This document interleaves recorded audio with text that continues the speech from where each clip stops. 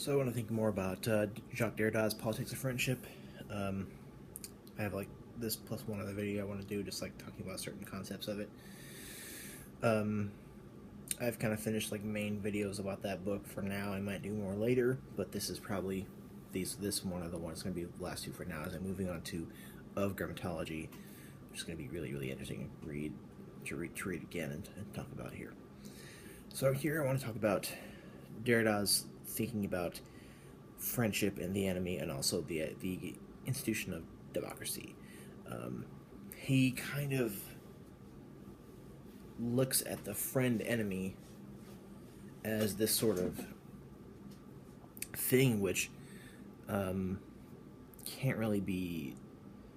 You really can't, like, he uses the concept phantom too. Phantom is like a trace in that there is how the enemy is a phantom of the friend, and the friend is the phantom of the enemy. They are two interrelated concepts, and how the friend can be basically marginalized into the enemy, and the enemy can be marginalized back to the friend. So these are two things which you really cannot build a politics based upon friendship without having it based upon the enemy also. So he kind of uses the word friend enemy to refer to this little thing, this little deconstructive concept going on here, and that relates to democracy in a very certain way, which is pretty cool. I think it's one of the reasons why The Politics of Friendship is one of my favorite books by him. So what is democracy? According to Derrida, and we all know what democracy is. Democracy is this form of government which is based upon the majority, and how the people should discern either the laws or who makes the laws, and who keeps the laws, and who kind of keeps laws in check and such. So democracy has been in many different forms.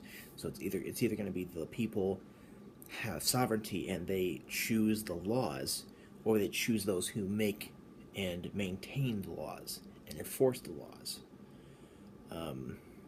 So they basically elect. That's the way that America is set up now, is that we elect senators, representatives, governors, presidents, and all these different people, even city council members, who make and maintain or repeal laws, and that is their job. We elect them. We choose who we want to do this job, and I would kind of debate a little bit that we don't. And it makes me think of George Agamben's The Paradox of Sovereignty, where we have sovereignty over what laws are made, and who makes the laws. So we have a say, and yet we don't. And I do have a video about that, and I plan on making a video talking about Derrida and Agamben on the same token. But democracy is a government which is based upon the enemy. It's that we have the enemy, thus we have criminals, we have terrorists, we have the enemy. The enemy is part of what we're protecting the government from.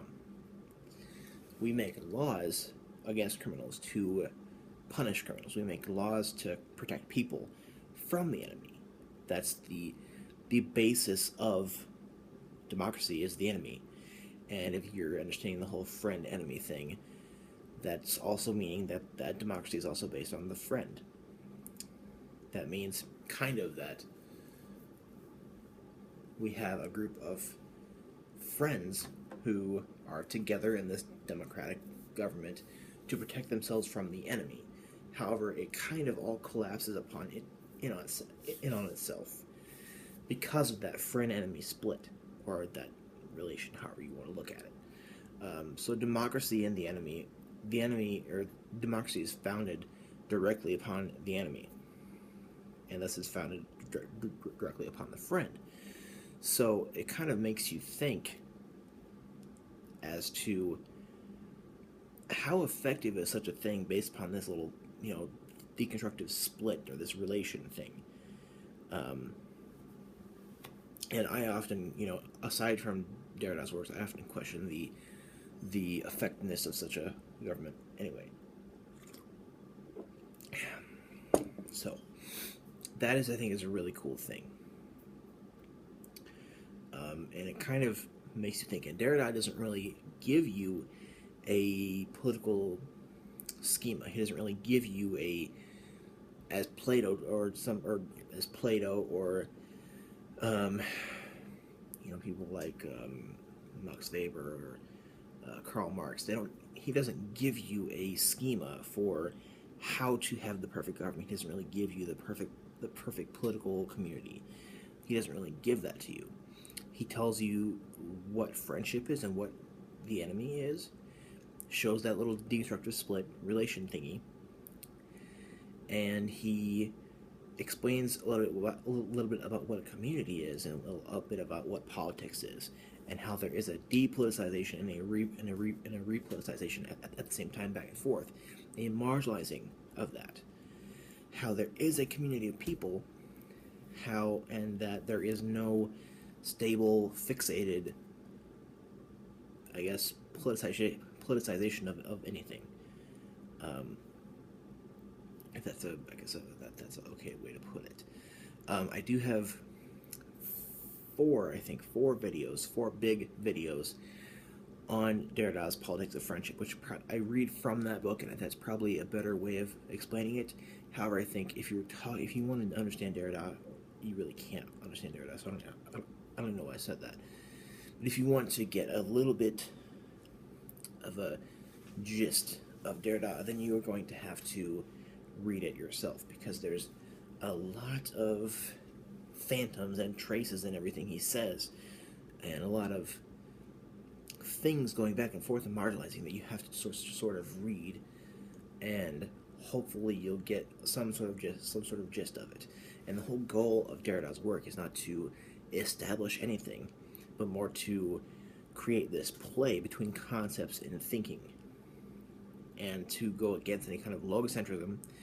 And logocentrism is pretty much any philosophy or politics or any kind of science wherein we are in a stable, fixated thinking with which we cannot get off of. He wants a non-logocentric thinking where everything can be marginalized, and we can have this play. Also, he wants no metaphysics of presence, wherein we cannot have like a philosophy like Hegel or Leibniz or Plato. We can't have any kind of philosophy where we have an entity which summarizes and subsumes everything. So it's kind of a little bit of a gist of his philosophy in itself. But when it comes to politics and democracy, we have to apply the same thing, wherein there's not just going to be this, this crazy fixated political system that he's giving us. It's that we should have a depoliticization and a repoliticization and marginalizing back and forth between those two. And how the reason that we shouldn't is because the friend and the enemy are basically one and the same deal. So we cannot try to have a political system with which we, I guess, always, keep the enemy out and only have friends, because they're in the same thing. The thing where Nietzsche says, "Oh, my friends, there is no friend," that's holds true throughout. So, I mean, this video is probably not very good explanation, and I'm sorry for that, because I think reading from his book will probably explain a lot more. However, in reading Derrida, you shouldn't expect to have a full grip on anything anyway. The idea is to understand that we should not have any fixatedness on really anything. So, let me know what your thoughts are if you've read the Politics of Friendship. So, thank you.